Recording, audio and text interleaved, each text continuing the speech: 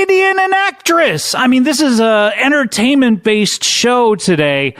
This is going to be star-packed and star-studded, both packed and studded with stars. So I could think of no one better to co-host this show with me than a person who is plugged into the Hollywood ecosystem. He is a producer. He has been on the show many, many times. I think he used to be with Gersh. He used to be an agent at Gersh. I'm not quite sure. I was an agent at Abrams, Scott. I was a lit agent at Abrams. Nothing at Gersh? This surprises me. For some reason, I have I don't remember. Maybe the freaks will point it out. Was I ever at Gersh? Someone tweet at me.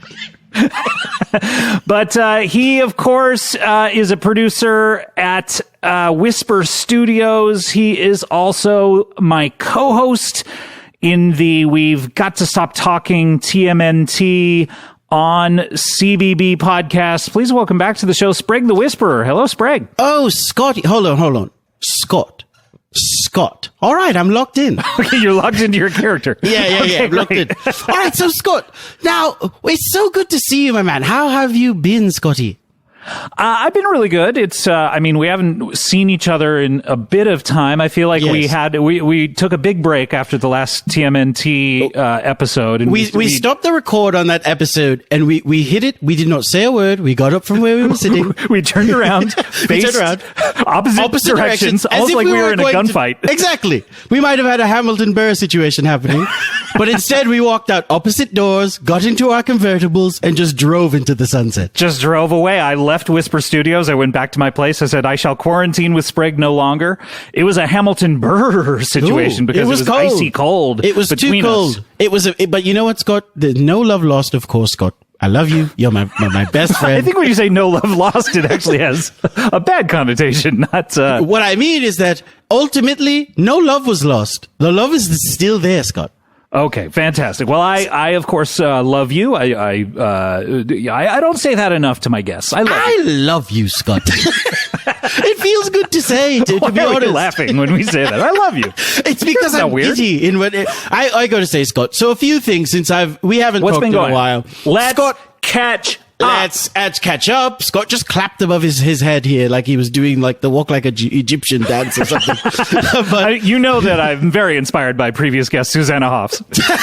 He loves Hoff. Now, Scott, I want to, and I don't know if this has been happening to you, but I've got to talk to the listeners real quick. Okay, please. Yeah. Leave me out of this. Just talk right to the listeners. Now, listeners, I'm speaking for myself. I'm also speaking for my client, Shaun Diston. You know, I might be speaking for Scott Ockerman. You still handle him?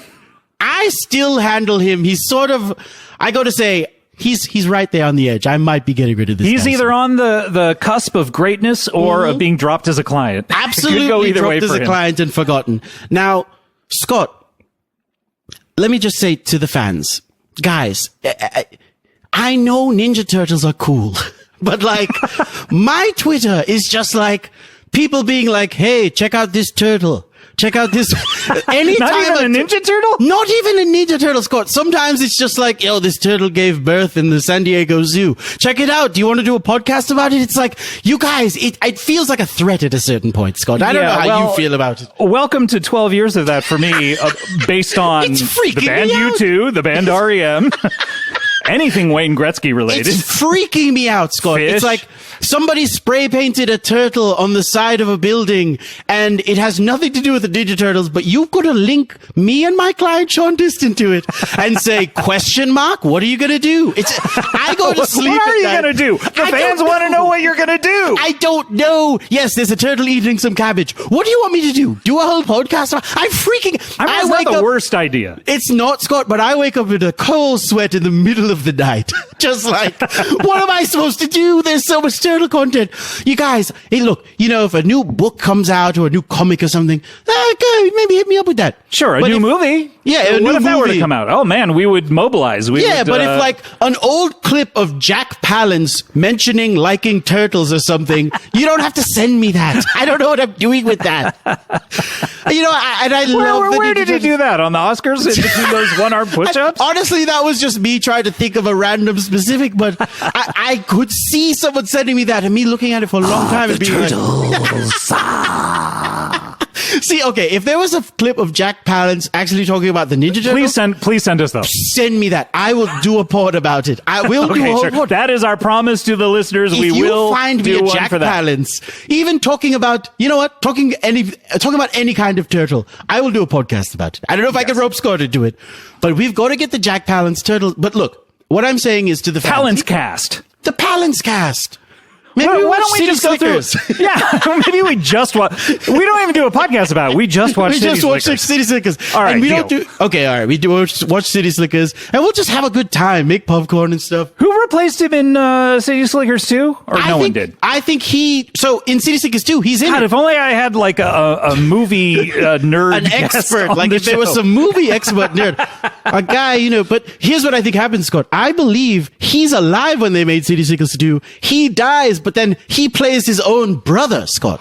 That's right. Who comes back and is like, I'm the brother, you know, Curly. Do you think he would have done that if he had known that it would cause him to die mere years later? I know they were like, okay, we can't. He was. I'm it was assuming. sort of. I think he must have been like, okay, if I agree to do this, the irony of this is going to lead to me somehow dying in a way that It's an equitable trade. it's an equitable I'll trade. do it. But you know what? Someone his age, he's like, you know what? I'm gonna die. Why don't I trick people? Just have a fun thing where like you're rewatching it and you're like, City Slickers 1. Oh, Jack Palance died, so he couldn't come back for the second one. He probably died Right. in real life between. And then when he shows up again, Scott, it's a huge twist. These movies, like the first one is all about Billy Crystal needs to go find happiness. He needs to find his smile. He's got a horribly shitty life with a very rich looking apartment. Yeah, he's like beautiful wife. Typical New Yorker needs to get his shit together. So what does he do? Goes try to be a cowboy for a He weekend. goes and or some shit. but then the second one is like, hey, there's gold buried somewhere. Yeah, now Let's all get together. I think the second one's better than the first. What? To me, this is like a Ghostbusters 2 What? situation. I also think that one's better You than think the second. Ghostbusters 2 was better? Mm-hmm. That's what about right, the ghost? Scott. What about the ghost on their patches that holds Ooh, the 2 up? I love a ghost saying peace. Like he Scott. knows he's in the sequel. I love a ghost saying peace. No, he's saying peace. He's saying, "Pete, why did they change it then? What happened in between Ghostbusters 1 and 2 that they felt like they needed to get the message of peace out there? That's a good question, Scott. I might have to go back. Maybe if there was a movie historian around, like someone who hosted If a podcast. only, but we don't have It's anyone something like we that talk on the about. show, of course. Well, We anyways, have- I just wanted to talk about that, Scott, because Okay, thank you. I am a bit freaked out by the turtle nonsense but on you my know, Twitter, talking about it is just going to make them send you more. Oh, you think what I've done here is a terrible mistake? Yes, Interesting. of course. So I've come in here thinking I was going to solve the problem. What I really did was lit the match. Okay. Of course. Well, Scott, you know, I'm working on some new projects, Scotty. Oh, I would love to hear about them because now for listeners who have not heard Sprague's previous appearances, you have a certain field of interest. That's right, Scott. A very narrow field of interest. That's Isn't that right. right? Some people call them martial art movies. I call them ninja films. Okay. And I'll tell you, Scott, this new project I'm working on, it's kind of out of bounds for me. I don't really know what I'm doing here. Okay, it's not about ninjas, you mean, or It's not, Scott. I've got to, What? COVID's been weird. I've got sucked into This is whole new project. unprecedented. It's crazy, Scott. Please tell me it's about ninjas who do something different in their off hours. They're moonlighting ninjas who got No, Scott. left on the way. Not new. That's not the case, Scott.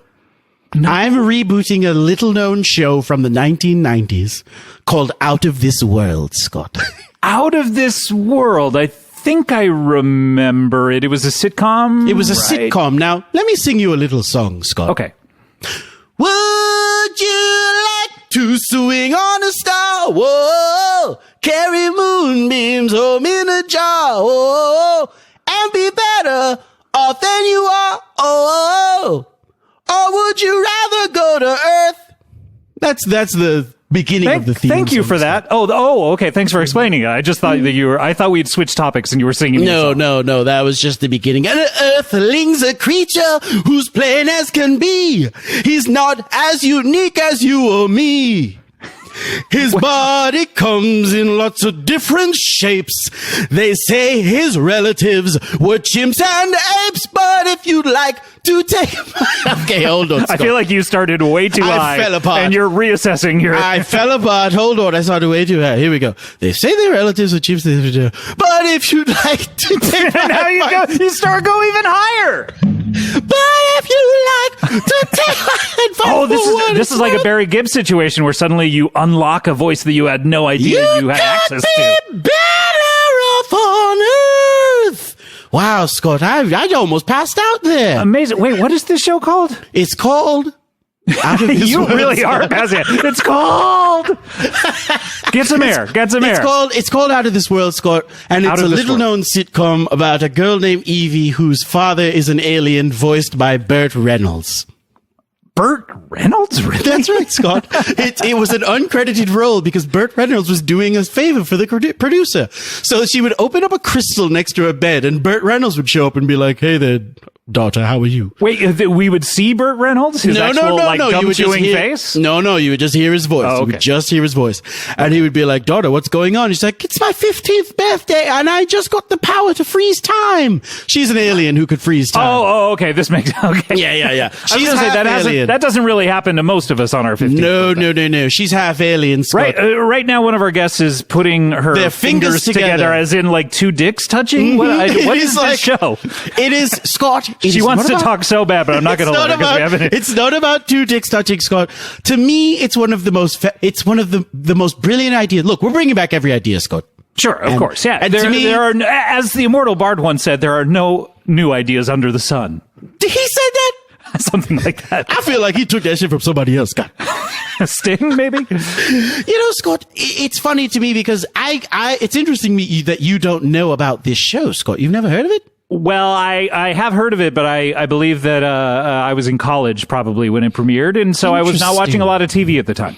So it's something that you've kind of heard of, but don't know much about, and maybe could.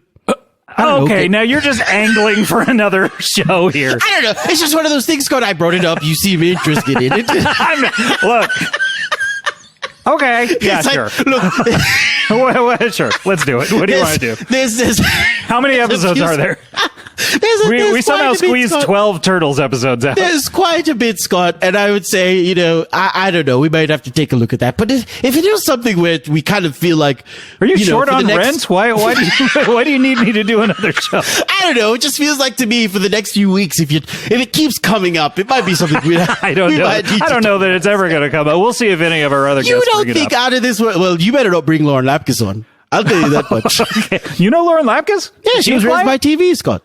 Oh, okay. Is she a client? Do you represent her? So I don't represent Lauren Lapkus. I represent someone named Lauren Krapkus. Now she's because they have similar names, we get a lot of the same offers. A lot of things come in by accident. For Well, Krapkus I would imagine, Lauren Lapkus is offer only, and then people just think it's a misprint or a typo, and so they send you an offer. Scott, I was so close to getting Krapkus in on the wrong Missy. We flew to Hawaii. We were there. We had signed some papers, and then they were about to shoot the first scene, and they were like, "Wait a minute." Is Lauren Krapkus nothing physically or personality-wise? No. Like She's Lauren? she's a 71-year-old black woman. But she's an incredible actor. I thought I'd just get her there. Yeah, that's an upgrade. Start shooting. They're like, she's electric. This Krapkus woman is electric. Now, it's not Krampus, right? No, it's Krapkus, of course. Okay, I just want to make sure you're not working with Krampus. No, I would never work with Krampus, Wait a minute. That is the Whisper Studios guarantee. We will never work with Krampus. I'll never. But wait, what are the things about Krampus? Like, if I needed to, watch out for it, what was it? I tell you what, he's German. I mean, always watch out for Germans. Okay. Just in general. But I believe he's German. He's some sort of a demon, and maybe he wears a Santa hat. Like he's related to Santa. He's Santa adjacent, definitely. I can't agree with you on the Germany thing because I, of course, love rolling balls in Berlin. That's one of my favorite things to do. Of course, yeah. And those You're people always there- going pre or post wall coming down. I got to say, if I could have gone before the wall, I would have tested it out. But of course, I'm a post-wall guy. Of course, Of course, yes. We all know that. That is heavily part of your all canon. know that. We all He's know a that's post-wall canon guy. for me. Sprague I'm is a post-wall guy, Scott. But I'm involved in this new project. Of course, Scott. If you want to talk about it on a long, extensive podcast, on You're Patreon, doing, but you're doing a reboot of it, or what are you changing? I'm doing about so. it? Okay, I barely know anything about it, so the yeah. changes probably won't affect me, nor be surprising. But go ahead. So it was a multicam, Scott, and I'm sort of pulling the similar. So now thing. even more cameras. Yes, but that's not a bad idea. Sort of like the Matrix. They're in a circle all around every character. I was going to remove some cameras, Scott. What I wanted to do was take this thing from the multicam format and turn it into a dramatized single cam, sort of like what they're doing with Fresh Prince of Bel-Air. Fresh Prince, yeah. Okay, yeah. Is that still going forward? I don't know. I saw that trailer. I heard the script was a mess, Scott, and they had to throw the whole thing out. Okay, well, who knows? But maybe your client Shaun Distin can be my client Shaun Carlton Distin's heard, or something like that. Yeah, he's heard through the grapevines that they're looking for a Carlton. He knows how to do the dance, of course. How long did it take him to learn it? I got to be honest, this dance has been a part of his life his entire life. You know what? I'm not surprised. Let me tell you a quick story about my client Shaun Distin. Okay. He used to fly on planes as an unaccompanied minor, and his mother used to drop him off. Well, because he used to just fly to Jamaica. His parents were too busy to take his ass. But so they still would let him go to Jamaica by himself? Yeah, he would go, stay with his aunts and stuff. They'd pick him up at the airport. He had relatives there. He's not just, chilling in Jamaica. No. He wasn't just, at a resort or something. Okay. No, but they used to take him to the airport. Sandals. And his mother used to just drop him off. Good pull, Scott. Sandals is good pull. But his mother used to drop him off, and then the flight attendant that took him on the plane learned he could do the Carlton dance, and then brought him around the airport to every back room and said, "Check this out. This kid can do the Carlton dance."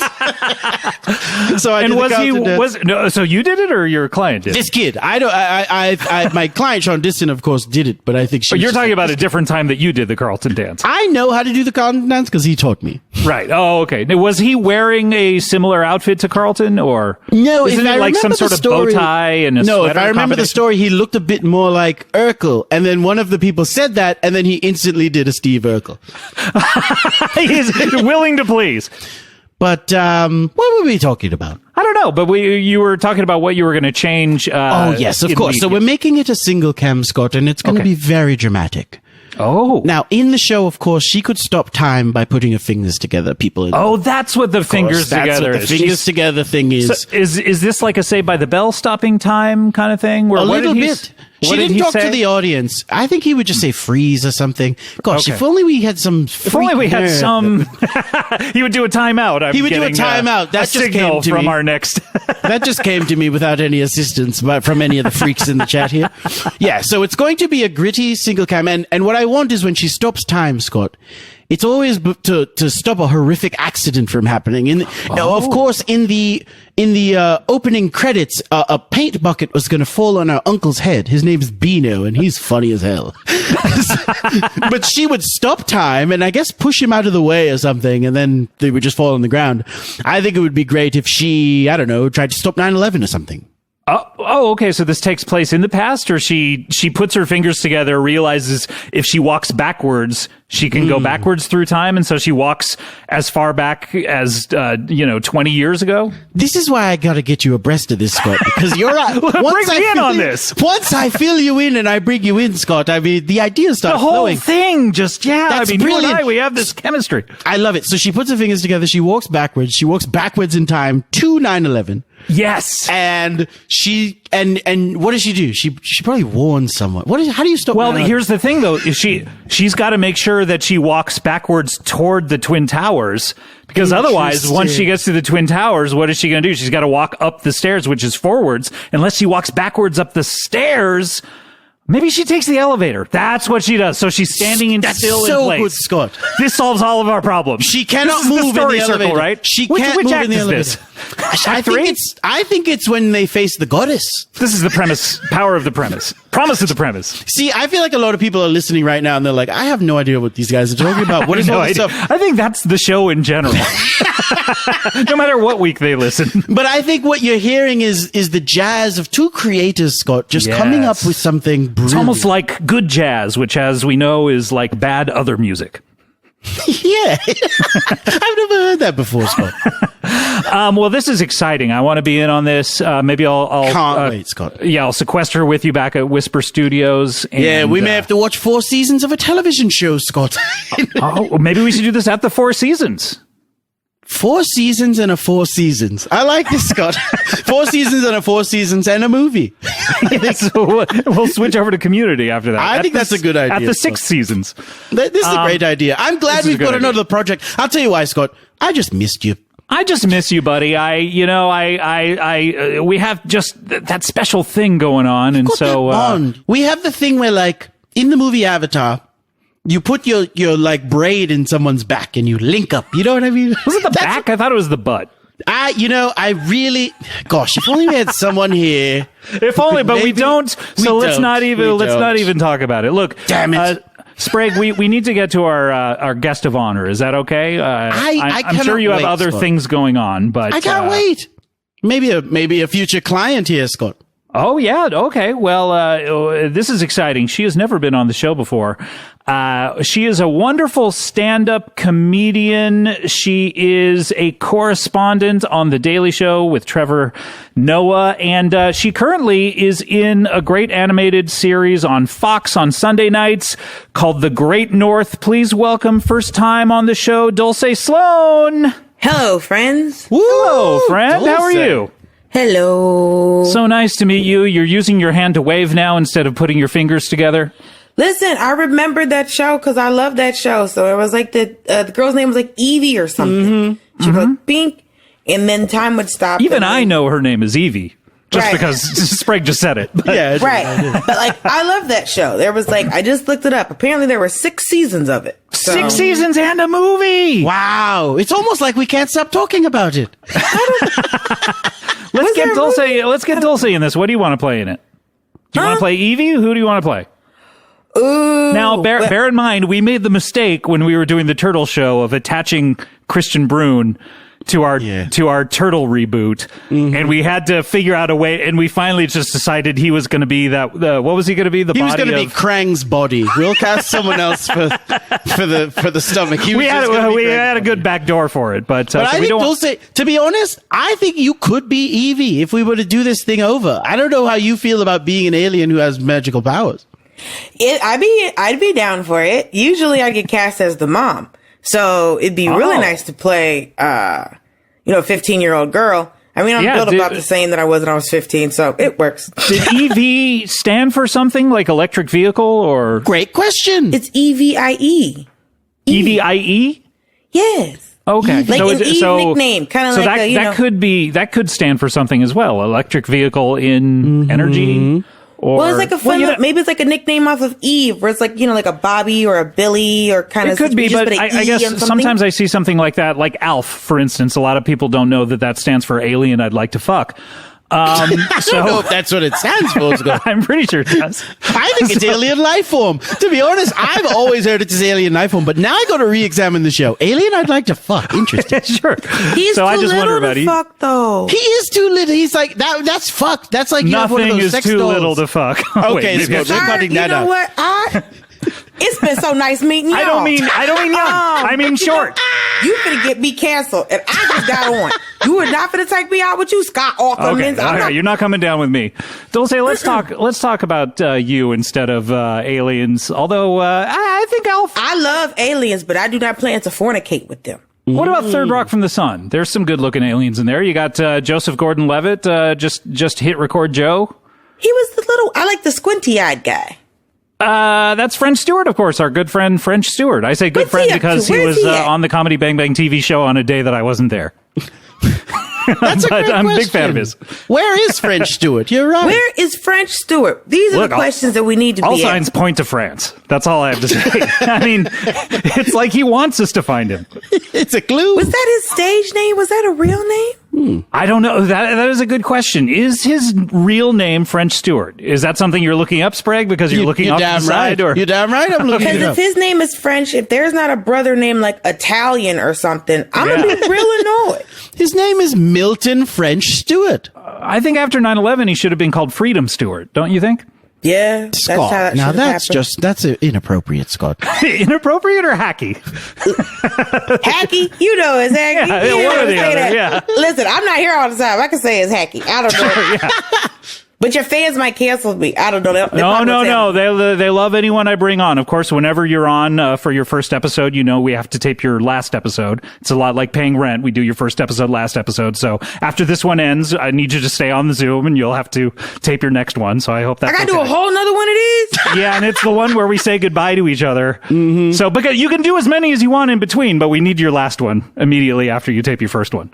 Okay, well, and you're gonna have to really predict where your career's gone. Yeah, and how you feel about me, and I can't tell you how many of these last episodes start with, "Well, I got an EGOT, of course, and I'm back to talk to Scott." Yeah. Everyone always does that. Well, listen, we talked to my publicist, and we can figure it out. But let's talk about you. You, of course, you're on the Daily Show. You're a correspondent. What type of stories do you do on that? I do stories about current events, things that are happening in the world, things that are happening in the news, some things that aren't happening in the news. I have a segment called Count on It, where Count on It? What is this? Well, I talked about the census, and how... Did you say The Simpsons? No, I think they've been getting enough press. Yeah, The Simpsons get enough press, Scott. We're talking about 700th episode. They're still on fire. But at least Hank Azaria finally got to rest. You know what I mean? He's all right, at last he can rest. Job. At last he can rest.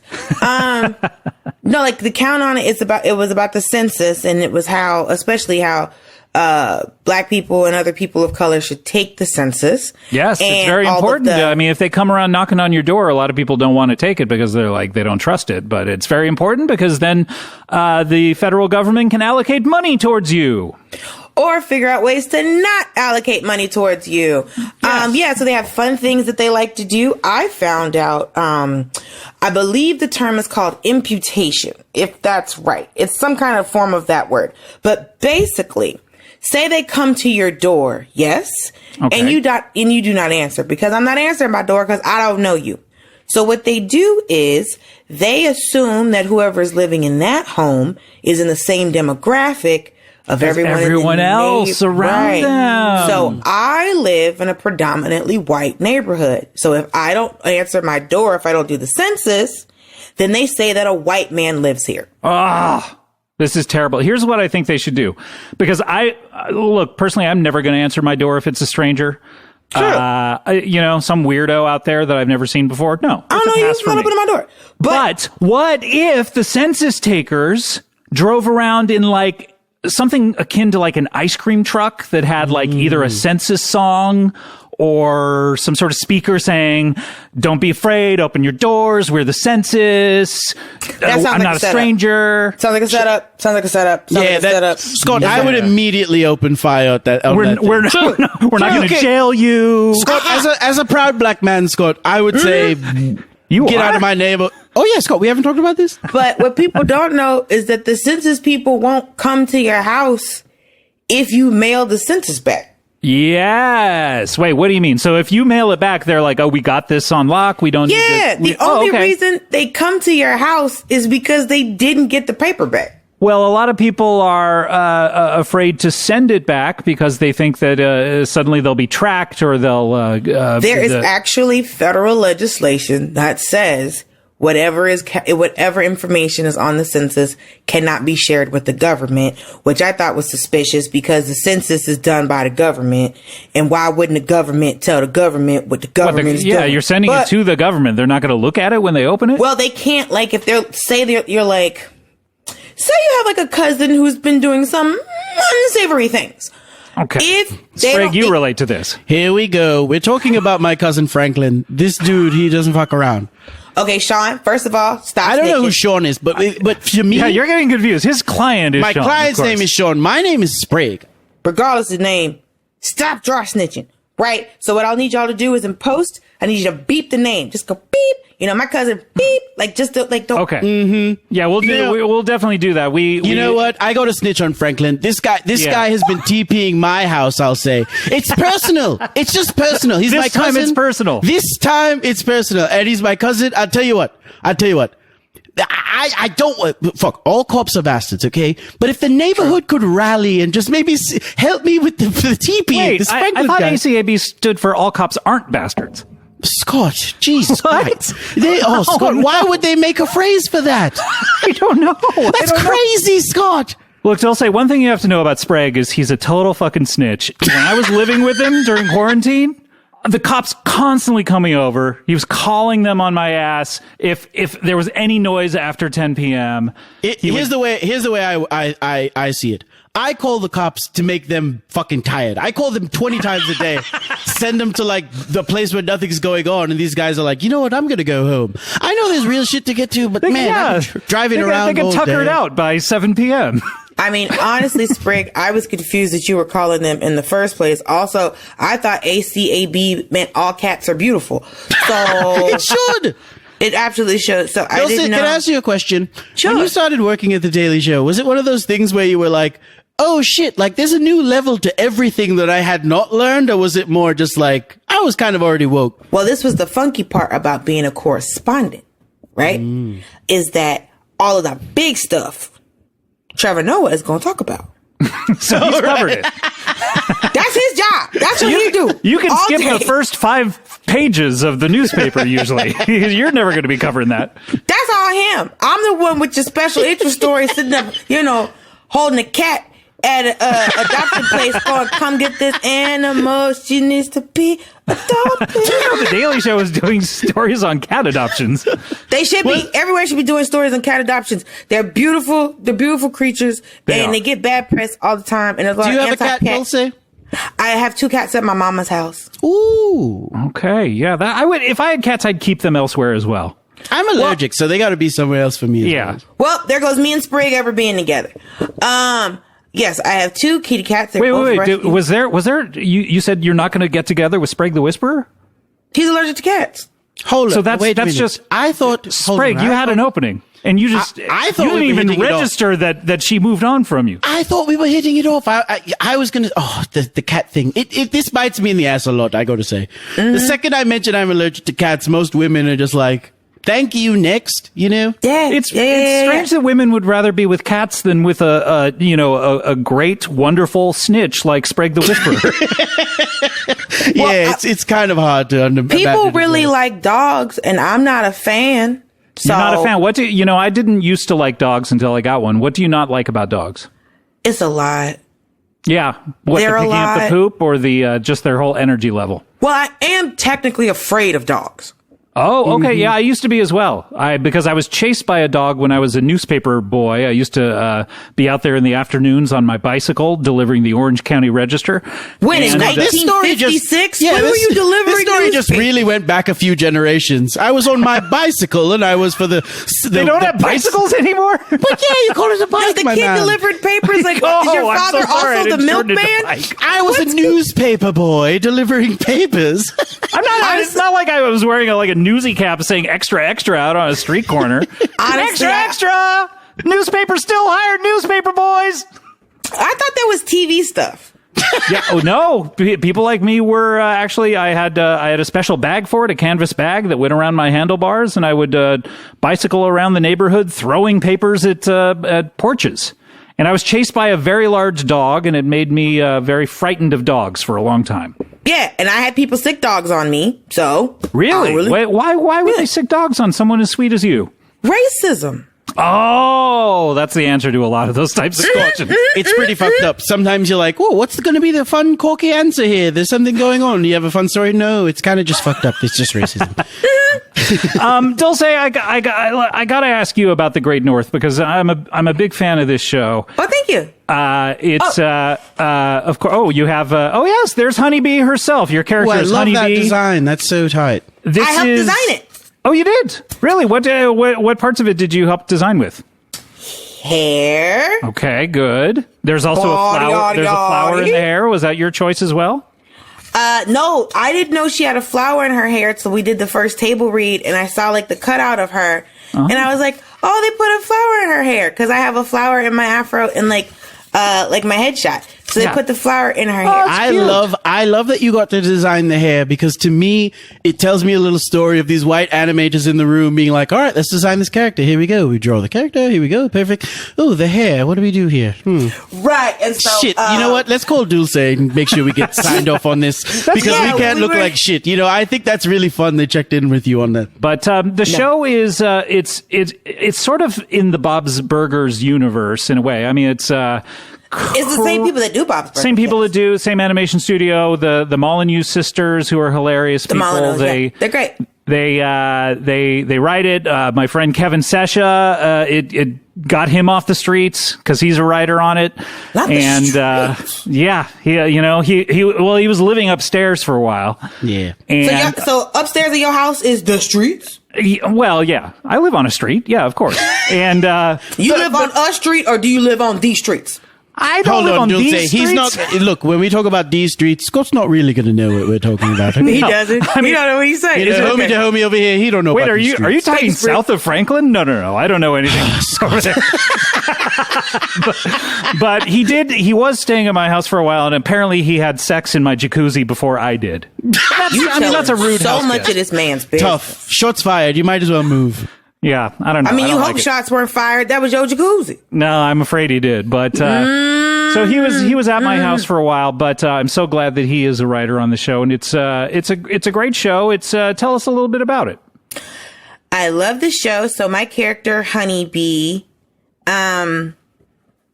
she meets her soon-to-be fiance Wolf Tobin. He lives in Lone Moose, Alaska, and they meet on a movie catchphrase a website, and she drives up from Fresno to be with him. And your fiance is played by Will Forte. Who do we have? Nick Offerman is the head of the family. Nick Offerman plays the dad, Beef Tobin, and then Jenny Slate is the daughter, Jenny. You have, of course, our good friend Paul Rust, friend of the show. He plays Ham Tobin, and then the youngest son, Moon, is played by Aparna Nancharla. Our good friend Aparna as well. So a wonderful cast, great writers. Sounds amazing. And Megan Mullally plays Jenny's boss, and also has kind of a crush on Nick Offerman. Yeah, kind of like because they're contractually. There's something in their contracts about they have to be horny for each other 24 hours a day. Is that what? It looks like even when they're working. One of my very weird. It's like I've never seen two hornier people who then have to put it. They have to shove it in our faces. Does that happen? I mean, you just met me, so you know. Okay, I'm sorry. Okay, I don't know how horny you are. We'll find out later. Check back in 6 months. Has it been thrown in your face how horny Dulcé is? And when we tape your last episode as well, you'll have to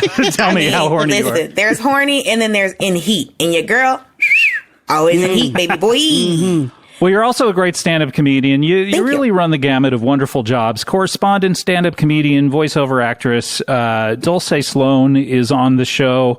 We need to take a break, if that's okay. And when we come back, we're going to be talking to a big Hollywood director and a big Hollywood star.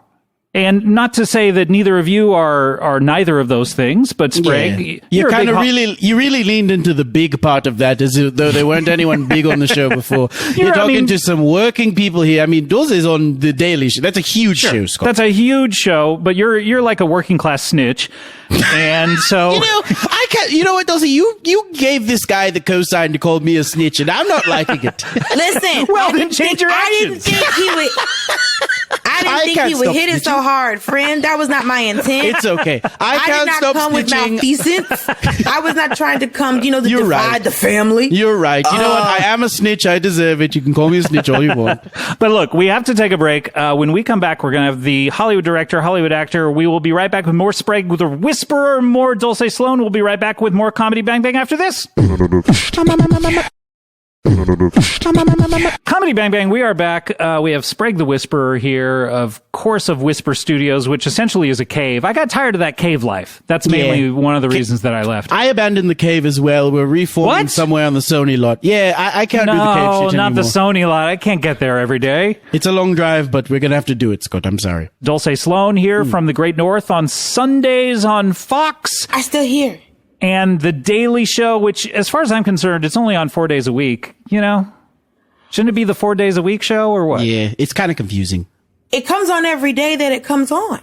Oh, that's what they're referring to. That's what they mean. Daily, when the show comes on, it does come on. When it comes on, it comes on. I've been banging my head against the wall on that one, and now I feel like, okay, now I understand. Now it all makes sense. God, this is like the doors of perception. Or can I ask you a quick question, Scott, before we bring in these guests? Dulce, can you do me a favor? Can you do the voice from your character on Up North? Can you just do like a quick voice? What's his voice sound like? The Great North. The Great North, yes. Honeybee. It's this is the one of my favorite things for me to that I did for her was. You take notes on how one can get into character. Let me show you how I get it. Sometimes when I'm getting into character, I say the name Scott a few times. I say Scott. Hey, was that it? That was great. That was it. Yeah. She's real happy. So like my favorite line from her was when she goes, "I'm moving to Alaska." So that's fun. Oh, you know what? I'm glad I asked because that's the vibe I was looking for. I want a feel-good show where a black woman's moving to Alaska. Everyone is very optimistic and close-knit. It's a close-knit family. Also, Alanis Morissette is in the show. Yeah, that's what I was going to say. Alanis Morissette plays Judy's... I kept mixing sort Jenny of mentor, Slate but she plays herself, but her imaginary friend in a way. Alanis Morissette is basically the Atlantis Borealis. That is Judy's imaginary friend. And she steps out on her roof and, gets advice from her, famous singer. And it usually has something to do with lyrics of Alanis Morissette songs. Yes, they had one that I didn't get, where Alanis goes, "Judy, I have one hand in my pocket and my other hand is very proud of you." And I was like, "Ugh, I'm going to have to Google this." I'm going to have to go hit Spotify up and listen to some songs. Well, luckily for you, Scott's going to know immediately what it is. The minute you type in "hand in pocket," you have it right there. That's the name of the song. Or you get a very interesting Google search. Oh, that is true. That is true. You have a new kink. Wait a second, Scott, hold on. I just looked at who's waiting to come onto the show. And I can't freaking believe we're sitting here talking about this is crazy. No. Hold on, Scott. Wait, who's coming on the show? All I know is it's a director and an actor. Okay, I want you to look at that. Just look over here. When you look where it says participants, Scott. Look who's I haven't figured out this Zoom yet. Yeah, hit You got to go down to the bottom, and then when you see stop video. Do I press stop video? No, stop video, Scott. Look at the little Now dots. Look who's joined. We're over here talking about all this nonsense. We're talking all this shit.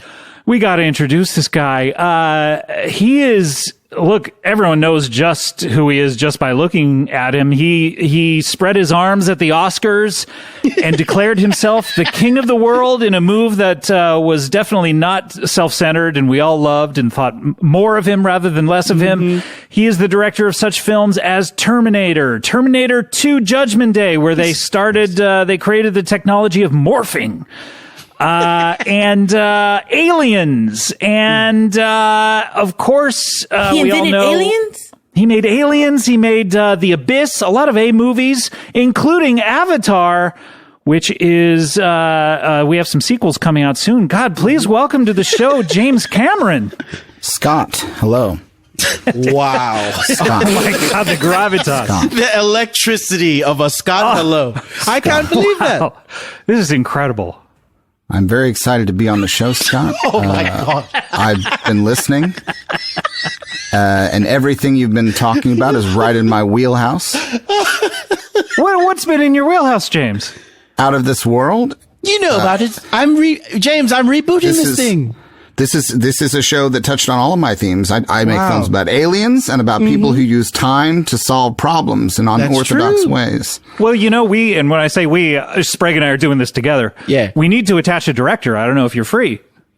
Well, actually, I have to, maybe we'll make some news here because I'm currently working on the Avatar sequels. One of the Avatar sequels is going to be tying into the Out of This World universe. This is crazy. Yeah.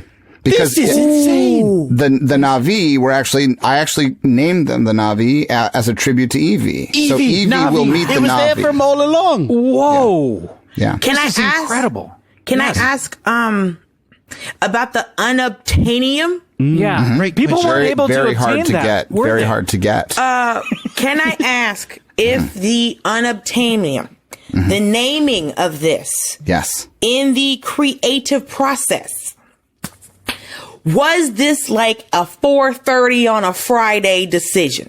Yeah. Okay, because it gave me a little... but it was the very first Friday that I ever thought about Avatar. Okay.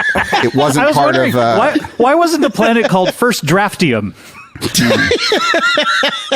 We'll get to this later. I never once considered another name for it. I don't want to reveal too much about what happens in the Avatar sequels, but unobtainium will still be very hard to get a hold of. Yes, I'd wondered. You got to give it to the fans, I thought you were going to make the unobtainium so easy to get, but it's still so hard. No, well, I guess I can go ahead and reveal this, that in Avatar 2, unobtainium will be on backorderium. Oh my God.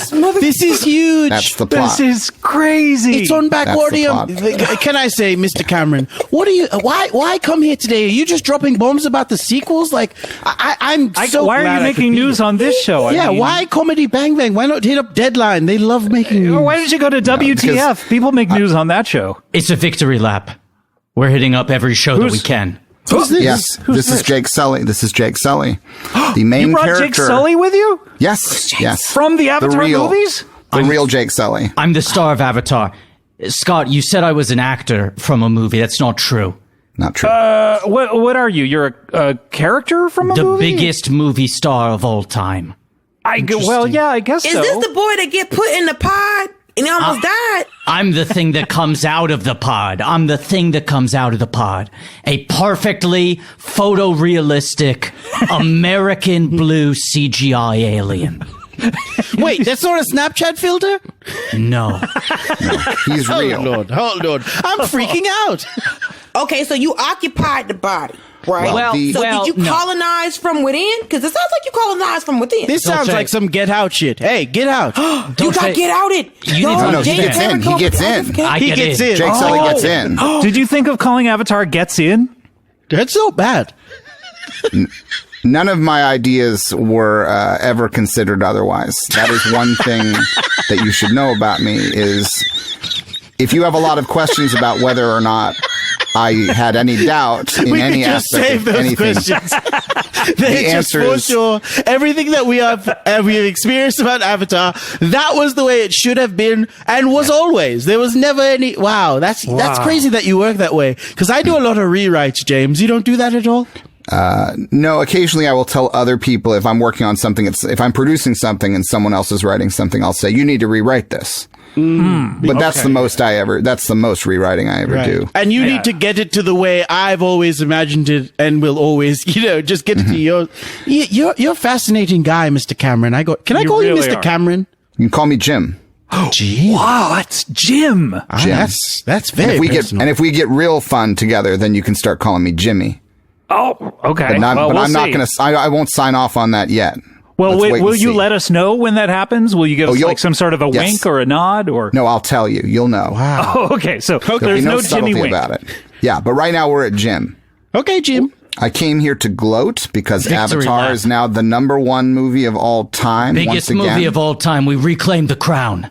Is it? Right. So for the listeners, Avengers Endgame had taken the crown for a while as the highest grossing film of all time. And now Avatar somehow recently overtook it. How did that happen? They re-released it. They re-released it. We re-released the film in China, the only healthy box office market in the world, and we are now once again the #1 highest grossing film of all time. Well, why doesn't Avengers Endgame release it in China again? And, it seems like you guys would be at a detente where each of you will just keep re-releasing the movie over and over and over again. Wouldn't fucking dare. All right, settle down.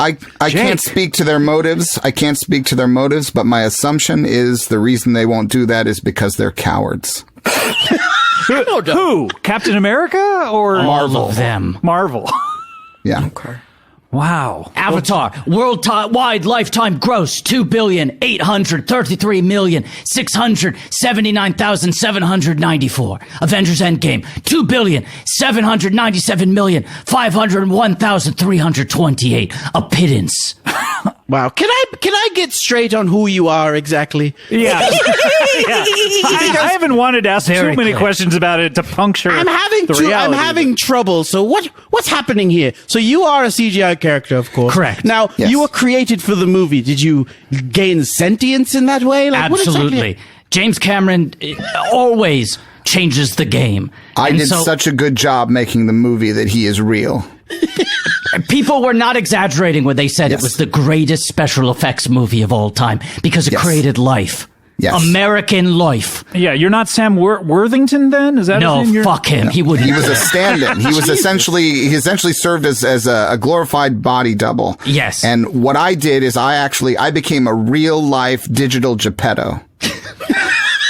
I made a real boy. Well, let me say this. Look, I wanted to say this to you, Jim. I love the idea of these new Avatar films, but Thank there might you. be a better movie in this digital Geppetto thing you're talking about. Like, the story of bringing a digital avatar to life, like, maybe that's the movie I want to see. Well, I have good news for you because eventually we're going to make so many Avatar movies that every Avatar movie you could ever have wanted will exist. Right now, Avatar 2 is complete. Avatar 3 is almost complete. We're working on Avatar 4 and 5, and I'm here to announce Avatar 6, 7, and then there will be 8, 9, and 10. I will never stop making Avatar movies. We're going to make Avatars all the time. Whoa, this is incredible. I mean, after 11, Motherfuckers. you're probably going to stop though, right? After 11? No, I'll never stop. Imagine an Avatar. We're already working on it. We're almost done with most of them. So you'll have infinite avatars for any thought that an Avatar movie could be? That's literally the name of one of the Avatar movies. That's Infinite crazy. Avatars. I don't know how that's going to work. You're going to die before you get this thing done. No, you know? I will never die. I'm king of the world. The king of the world can't die. I will never die. I see. I have created, my son will never die because he is made of billions and billions of beautiful blue ones and zeros. That's me. My daddy's James Cameron. He could beat up your daddy in a submarine. Does ALF stand for alien I'd like to fuck? It does to me. You're talking about Gordon Shumway? Y'all know all of these names. I don't know no names. I don't know no names. I know Gordon- Angela Bassett. Gordon Shumway is the name of Alf. That's his proper name. He's from Melmac. And the know reason that. he likes to eat cats is because that's a euphemism. Oh, he's pussy ham. Yeah. Yes. So he does want to fuck. Yes. So we were on the right track. This is an alien were. that likes ALF is out there eating pussy every night? That's right. What? Ah! somebody called DJ Khaled. The audacity of that man. That Doesn't man. eat box. He doesn't eat box, but she has to reciprocate because he's the king. She ain't reciprocating. She's I don't know how starting you're it. He saying ain't that. finishing it. Wait, are you like into that? I don't know. You were just reciting that information. What's your No, take it's on that? disgusting. It's Oh, okay, disgusting. okay. You never become the biggest movie star of all time with that behavior. I offer cunnilingus to every star of every other film on the 100 highest grossing movies of all time. Every other That's film? that's not cool behavior. Are you Just an going offer. on or It's just an even? offer. All of them, all the other ones other than the one that I'm in. I didn't Okay, mean when you every said other, every other alternating. film, I thought you was understand. really- My word choice was confusing. Yeah. Are you afraid of dating because you're not a real boy? Is that? I am. I'm a real man. I'm Jake Sully, leader of the Na'vi. I'm better than them. Do you have sex organs? I mean, like I know in Avatar, all the Na'vi they stuck their ponytails into each other's butts. He's holding up a ponytail here for the listening Okay, audience. so is that your thing? Does that give you Yes. pleasure to stick it up someone's butt? Yeah, it does. I'm kind of pulling a Jeffrey Tubin on this Zoom right Oh, now. this is Oh, gross. stop playing with your Stop. ponytail. Look, Stop. look, we have Who to the hell go is to a Jeffrey break. I wanna- listen, I this really is no wanna good. be- We have to go to a break. Dulce, you might not know who Jeffrey Tubin is. That was definitely something Trevor Noah covered, and then you probably Yeah. Trevor knows who. Just ask Trevor You know, about it. Look, It's a page 2 story. we need to go to a break. When we come back, we'll be still talking to James Cameron. There's so much that we need to talk to James Cameron about. And Jake as- Sully, the biggest movie star of all Well, I don't time. know that we'll be talking to Jake Sully all that much, but we'll also have Dulcé Sloan, and we will have Sprague the Whisperer. We'll be right back with more Comedy Bang Bang after this. Okay, so here's what happened. He was on his Zoom and he was masturbating, right? And then... welcome back to Comedy Bang Bang. Sorry, I was explaining the Jeffrey Toobin thing. Sorry. Yeah, no, I did. I remember this. Now maybe you don't know his name. There's so many men being in appropriate places. You just can't keep up with them. You just know remember what I mean? his name as a verb, and then you'll remember. It's like a sort of a mnemonic trick there. Gone Toobin. Meanwhile, we have Jake Sully over here playing with his dingle dongle, his little braid. Did you braid that yourself, or just? Yeah, of course I did. You did? Okay. Well, no, I mean, look, I was rendered this way. If you're asking in canon, within the Na'vi culture, one has to learn how to braid themselves, but this is the benefit of being a CGI. Did you just wake up in that movie? Is that your earliest memory? Yeah, I'm one of the few people where my first moments of life are captured in the highest grossing film of all time. I say one of the few. Wait, so you're one of the few? Who are the others? Because also on that list, every other Na'vi. But we didn't see their births in the movie. That's what you think. Are there baby Na'vi? Of course there are. Did they just come out of... Well, if you fornicate... Do they come out of the butts? Or, I mean, the braids are in the butts. No, the braids are in the back of the head. The babies come out of the butts. James, do you want to field this one? I didn't know we were going to get into anatomy. Yes, the babies come out of the butts. Okay, and that was always... You know what? I'm not going to ask. Yes, I remember on that Friday at 4:30 when I thought of it. This is the same Friday, isn't it? It was a great week. How many things were thought of on that Friday at 4:30? All of it? Many of them. Okay. Were you at a TGI Fridays, by the way? You were just enjoying the happy hour? I might have been. I remember nothing except the world that I birthed that day. Pandora. The world of Pandora. So it's you, Jack Daniel's wings, apple martini. Yum, yum. This sounds like a James Cameron kind of vibe. And you were like, yes. Can I ask you a question? What do you do when you're not like in the movie? Like, you're here now, you're sort of hanging out. Do you how do you exist? Because we're not in the movie, are we? Or are we in the sequel right now? No, I hope not. No, I didn't sign anything. I spent about 11 or 12 years just texting Jim on a weekly basis, just going like, hey, how are the scripts coming? Any progress? And he'd be like, oh, it's not 2 anymore, it's 2 and 3. And I'd be like, cool, the sooner we could start 2, the better. And he'd be like, great, we added, it's 4 now. And I'd be like, would love to just get started on 2, do those other ones later. So you're not doing anything this whole time? No, Jake is being modest. The true answer is that Jake Sully does whatever he wants. Right. So mostly I live in Silver Lake. I'm on TaskRabbit. Right. Yeah, So you do have small-time jobs. You do things. You hold stuff down. Yeah, are you like a gig economy worker? Gig economy, yeah. No, I will say, it's very hard to get cast as a Na'vi in Hollywood. You would think, being the star of the highest-grossing film of all time, doors would open. But really, only Avatar films are interested in casting 12-foot-tall, sexy cat aliens. Well, it's like that movie Garfield came out. It's one of the biggest movies of the year. Do you see Garfield in other movies? No. He doesn't book. He does not book. He was going to be added to the Fast and the Furious team, but apparently him and Tyrese had some tension, so they couldn't be on the same set. If you won't work with a legend like Garfield, I mean, come on, baby. Even John Arbuckle would work with him. I know. And John Arbuckle's been dealing with him and his lasagna habit for years. And he does it. But here's the thing. It's like, I understand why it's hard for someone like you to work, because they're the Tyreses of the world that just don't want to be upstaged by a CGI Catman, Jim, do you think we should make our big announcement here today? Whoa. There's another announcement. You've already announced infinite avatars, and we'd like to announce a new cast member being added to all Avatar sequels. Whoa. Garfield the cat. Wow. What? Wow. This is huge. This is giant news. I did hear normal audition, but you know what? It is glad to see that Garfield got the job. Wasn't a fit. Avatar 2, we're announcing the title of it. A Cabatar. All cats are beautiful. And Garfield the cat.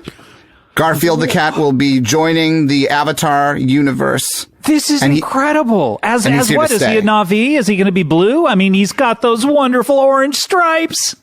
He's going to be blue, baby. Wow. Okay. Get ready for a blue Garfield. It sounded like we wanted him to be orange. The fans maybe wanted, but you decided on Friday at 4:30 that he used. No, there was no question that Garfield, if he was going to be an Avatar, it would be a blue Garfield to distinguish the previous era of his life, which It's my a hope demarcation is, point. Right, my hope okay. is that there will be, it's a tale of two Jims, really, because there's Jim Davis and then there's Jim Cameron. And from now on, people will think of the Jim Davis Garfield as the orange Garfield and the blue Garfield as the Jim Cameron Garfield. Oh, are you giving me the Jim wink? Can I call you Jim now? You can call me Jim, but you hold the M at the end. Like, hold it like a hum. Okay, Jim. Yeah. What about Jim Belushi? Should he be involved in this? 3 Jims? I don't even know if I'm allowed to say this. I think we should say it. Why Jim hold Belushi? back any secrets? Jim Belushi will be in Avatar 3, not Avatar 2. Avatar Only 3. three. Yes! Only 3. Okay, hold on. In Avatar 4, we are bringing back Curly and Duke Washburn from the City Slickers movies. They are going to be Na'vi. They will be in the film. This isn't good. I mean, this is mind-blowing. Wait, why are we acting surprised? Hold on, let me try something out. Let me see. Is Barack Obama going to be in one of these sequels? No, he's not an actor. Why would he be? He's a Because he's beloved. former president. Avatar 22. All of the Obamas. What? Wow. All of the Obamas. Yeah, okay, this you makes asked sense. if Barack Obama was in the film, and I said no because the Obama family is in the Avatar universe. Okay, Yeah. that's very Okay, you got tricky. me. Very You got tricky, me. Jake Sully. Wait, I got an idea. Hey, I heard that in Avatar, like 3 or 4, my client Shaun Diston shows up in a very well-paying role. That's correct. That's correct. What's his part? Does he have a fun part? Does he do something where he, like, his eyes get open wide? and Or he's does like, he "This just is play the butt that a braid gets stuck in? great." Yeah, one or the other. What do you think? What's his part? He does play a butt. Typecast again. A braid does get stuck in him. Okay. You know what? And he He's will working. be well paid. Well paid. Okay, good. Hey, you know what? All That's right. good for me because I get Points. 10%. He'll get points. Do you ever want to do anything that's not an Avatar movie ever again? I mean, I saw Avatar. It was 2009. It was fine. I mean, I kind of got snookered into watching it in 3D because 3D was supposed to be great then, and so everyone paid like double to see it in 3D. And I mean, honestly, that's why Scott, that's I'm why so it's sorry. so financially successful is Scott, because I'm we all sorry. paid for 3D. I'm what's so going on, Jake sorry Sully? you got snookered into having the best time you've ever had in a movie theater. I mean, I'm look, so sorry you got snookered into being transported to the world of Pandora. I'm not going to lie. I was there with 2 friends, and each of us took separate naps. We took 3 separate naps at different times. Was it one where you were like, wake me, I'll wake you up in an hour, you sleep, Sure, yeah. then I It was will like we take- were on watch, guarding watch We'll all on the wall. explain what happened in the ride home. Yeah, exactly. So You you know, were on watch I while mean, trying to watch a movie. I get that maybe you like Pandorium or whatever the hell it is, but No, I mean, Pandorium is what Pandora is made of. Jesus. Okay, great, but I feel like the rest of the world has moved on a little bit, don't you think? Well, here's the thing. I would understand if I was coming to you saying I'm going to make 4 more Avatar movies. That would be a legitimate question. Because you think, oh, do you really want to make 4 more Avatar movies? Because you think, well, there's only so many things, only so many stories. What are they going to do? They're going to go to the bottom of the ocean, obviously. They're going to spend some time at the bottom of the ocean. They're going to swim around at the bottom of the ocean. Obviously, that fills up 3 Obviously, the or very 4 tippy movies. top of the clouds. Yeah. And I thought to myself, JJ, do you honestly want to just make Calling himself 4 JJ. more Avatars? It's his nickname that you'll never use. And I thought, no. I thought, what's cooler than 5 avatars? 1 billion avatars, like in the, you know, like in Like, yes, exactly like in that. Yeah. Like in that other movie that is really old that people don't really care about anymore. Wow. Yeah, and we're going to be, all of the sequels to The Social Network will be Avatar movies that I will be making. You know, I think you're out of control, Jim, but I'm here for it, to be honest. Well, Look, Jim, I don't know. I think that butt just got added into a few more Avatar movies. Hell yeah. You tell your client. I'm collecting 10% on those, baby. Stunt butts? Is it stunt butts? But you got to paint his butt blue. Is he a stunt butt? Oh yeah, does he have to paint his own butt blue, or can you just change it to blue somehow with technology? I could change it, but I will give him the option if he wishes to paint his own butt blue. Whatever helps his process. If we can work the Carlton dance in there, I kind of feel like this is the perfect role for this guy. Does he do an Urkel? Oh, you better believe he does an Urkel. Oh yeah, And we're don't you saying worry some of about the that. deeper cuts, like got any cheese, that kind of thing. And Dulcé, just so you don't feel left out, one of the avatars takes place in Alaska. Oh. And guess who's there? And guess Spin-off. who's there? Because then they have to figure out how to put some clothes on because it's cold. Yeah, but guess who's there? Guess who's there? Who? What? There's a certain character. Don't tell me. Don't tell me. Honeybee. So is in an Honeybee avatar. is welcoming the avatars to Lone Moose, Alaska. That's and right. she is their ambassador to the humans, where she teaches them very quickly that they should leave as soon as possible. Because if other people see them, not me, but if other people see them, they'll probably murder them. Yeah. Oh, is it Friday at 4:30? Because we just wrote an avatar. Oh my God. Wow. Now I see how it works. Oh my God. Well, guys, this is an historic show. We broke so much showbiz news on this, but unfortunately, even shows such as this need to come to an end. We only have one final feature on the show, and that is, of course, a little something called plugs.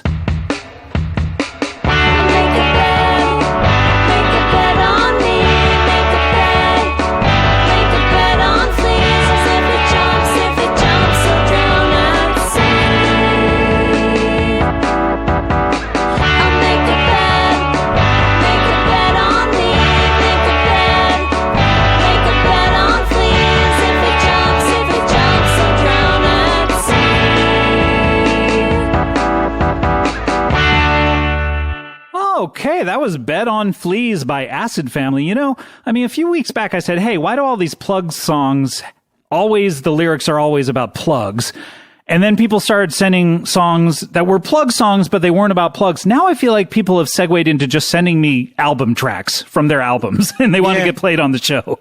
I don't hate it, Scott. I think they were saying something great. about plugs in there, but man, that was... I don't think so. It was Bet on Fleas, Bet on Flea. They just kept repeating that. I'm bringing that shit to Germany next time I go to Berlin. We're gonna roll definitely. balls. All right, guys, what are we plugging? Dulcé, what do we have out there? I'm on The Daily Show when I'm on. And the great news. So wait, why don't they call it the Dulcé Show? Because when you're on the Daily Show, you're on it. Much like when the Daily Show is on, it's on. It's the Daily Show with Trevor Noah. Trevor Noah's on daily. Mm-hmm. Oh, I see. So it's you're the When She's On show with Dulcé Sloan. I'm on the Daily Show with Trevor Noah when I'm on. Got it. Okay. Because some days I understand this. Right. I understand now. And then there's The Great North that comes on every Sunday at 8:30 p.m. Eastern on Fox. And then I'm on this podcast. You're on this one right here, yeah. Yeah, so, this one. I've done this podcast. Yeah. And your last episode will be coming up whenever, down the line, whenever, we're wrapping up the show. Your final episode will be there. You'll probably sing something to me. You'll shed a tear and talk about how meaningful our relationship is. Explain your EGOT awards and which ones you got. You got the Emmy or Grammy. Yeah, just talk about my kids and, just really come on and be like, I'm so... being a mother, just as someone. This is going to be a great last episode. I've got to say. Oh my God. Everyone's got to tune into that. Hopefully a few years down the line, and you'll have several more in between. Yeah. Several more years, several more humans, whoever gets in between and puts, you just got to make sure. They're not going to stop making humans. I'll tell you that much. As much as James Cameron would love it if they did, and they just made Na'vi. Speaking of whom, James. Yeah, stop playing with your goddamn braid. It's gross. James Cameron, Jake Sully, anything you guys want to plug? Well, obviously Avatar 2. Yeah, I felt like you might say that. Sure, for sure. But also, I also would like to get a plug in for Avatar 3, 4, and 5. Yeah. Sure, yeah. Yeah. Also, if people are looking for entertainment, the George Lucas Talk Show on Sunday nights on planetscum.live. It's a 4-hour long show. I believe you've been on it, Scott. I have been on it. Yeah, that's right. That reminds me. You have a certain George Lucas kind of whole vibe about you. Oh, you're saying all billionaire directors look the same? I'm not saying you look the same. Just your sound the same, have similar comedic rhythms. Yes, that's a big 10-4. Yes. I don't know what it is about being a billionaire director, but yeah, all of your jokes seem to land the same way. Also, I'd like to plug the podcast Dead Eyes, which is a podcast by Connor Ratliff about that's a great show about the time that he auditioned for Band of Brothers and was cast in Band of Brothers, and then was fired by Tom Hanks. Fired personally by Tom Hanks using his Gump voice. The day before he was supposed to start filming, this young man was fired. The reason he was told was that Tom Hanks had looked at his audition tape and thought that he had dead eyes.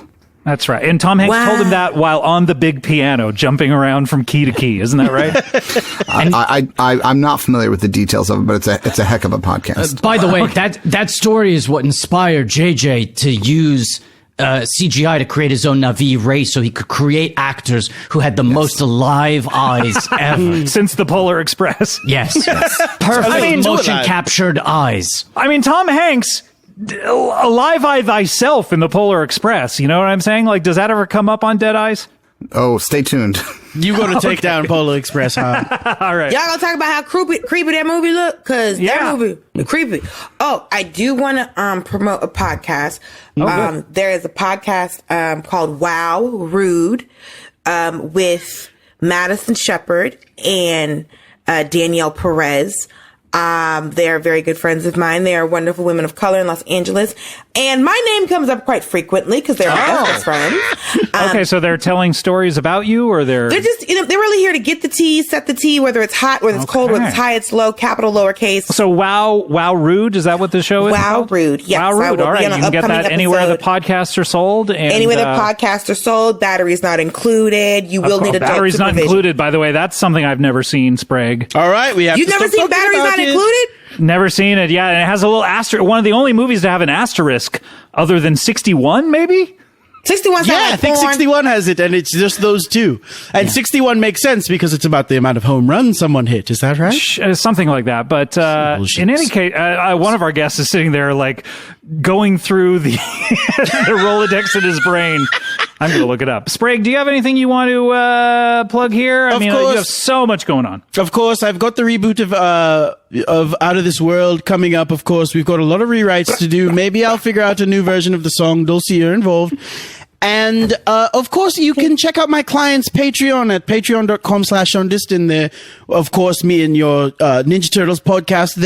All episodes are up there. I believe we did 12 episodes. They're all up there for your binging pleasure. Yes, we've got episodes with Bobby Moynihan, Michael Ian Black. We've got Ify Tatiana Maslany. We've got a star-studded podcast. So if you want to pay $5 and just listen to all of it in 1 month, go ahead. We're also selling T-shirts, Scott. Of course, we have the Futures Female Splinters T-shirt on TeePublic, and if you want to buy one of those shirts, every month we're donating all the proceeds to a different charity. So it's the most confusing T-shirt you will ever buy. It's a picture of Splinter with the words "The future is female." I will say someone did send a picture of him with his newborn daughter, being like, "So glad I could bring my daughter into this world," and I was like, "Wow, I am a Cancer."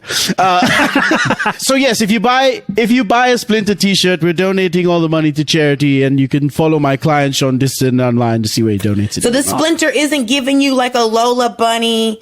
No, he's not. No, he's not. He's not dressed. It's just purely a picture of Splinter in a bathrobe. I think it's a picture of Splinter in his classic robe, and it's completely unconnected to the message of the future is female.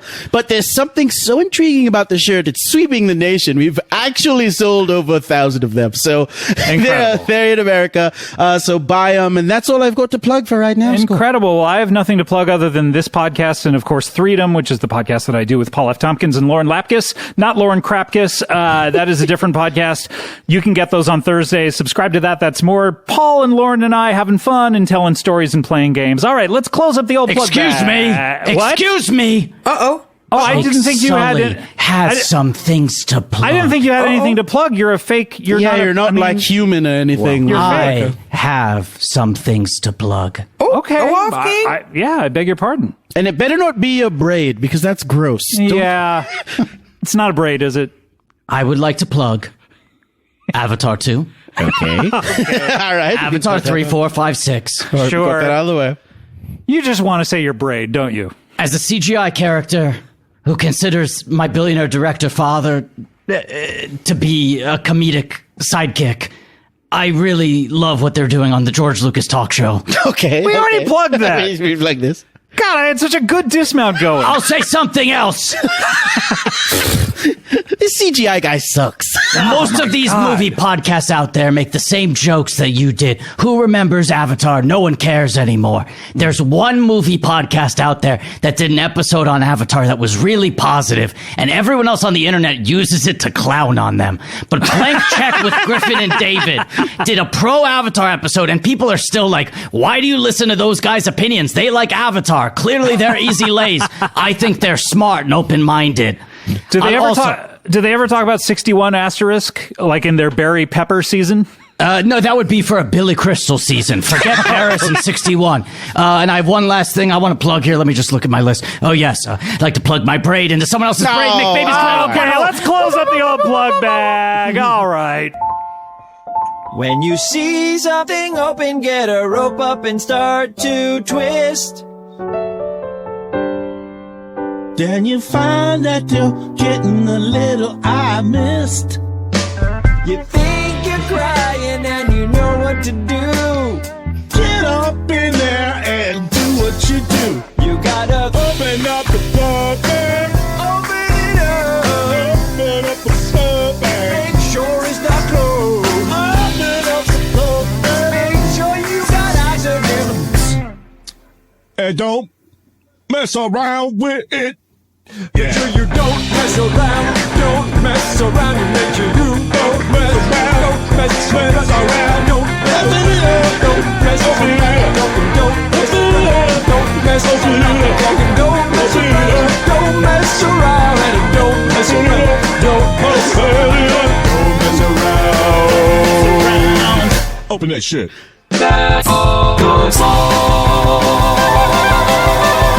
Oh, God. Wow, That was incredible. That was incredible. That was the That's a Good Song remix by Scott Ralston. Wow, that was great. I wish America could have seen Dulce's face while four adult men danced around in their chairs to that song like it was a real bop. The confusion, I can't believe that's embarrassing to me. I gotta say. Girl, Yeah, they were really I apologize, having... but I really enjoyed it. I mean, I'm a guest in this house. I took my shoes off when I got to the door. Yeah. I keep all thoughts and feelings to myself because I didn't pay no rent here.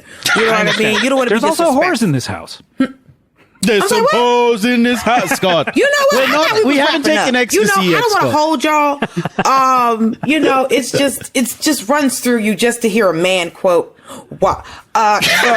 Well, I hate to do this, but one of the Avatar movies will be called Wapatar. That's not. I mean, that doesn't sound good. Starring Cardi B We're and going Megan Thee deeper. Stallion. Yeah, you've got to cast Cardi B, or else I'm not watching. Absolutely. Oh, absolutely. And do you know who the villain is? Who? DJ Khaled. Yeah, that makes sense. All right. Avatar. We'll see you next time. Thanks. Bye.